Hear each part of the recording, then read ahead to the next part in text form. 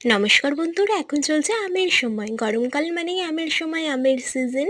আর আমাদের বাগানে এবছর প্রচুর আম হয়েছে। এত আম, পাকা আম তো খাওয়া সম্ভব নয়। কাঁচা চাটনি করেও খেয়েছি, আচার বানিয়েছি।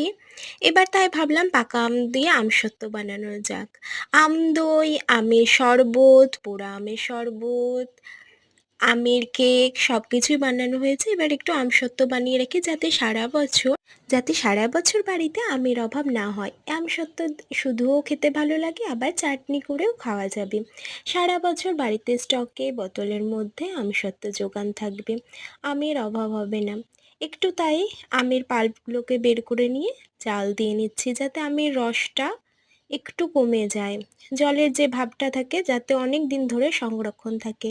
থালগুলোতে একটু তেল লাগিয়ে নিচ্ছি, যাতে তুলতে সুবিধা হওয়ার জন্য তেলটা লাগিয়ে নিয়েছি। আর এতে আমটা সংরক্ষণও ভালো হয়। একটু নুন আর একটু চিনি দিয়ে নিচ্ছি, কারণ একটু টক ভাবটা যাতে চলে যায়। একটু লেবু দিয়ে নিচ্ছি, যাতে ফুলকো না লেগে যায়। এমনিতেই এবার গরমের সময় মাঝে মধ্যে বৃষ্টি চলে আসছে। এবার দেখো, এগুলোকে থালে ঢেলে নিচ্ছি, আর এগুলো গরম রোদে দেব।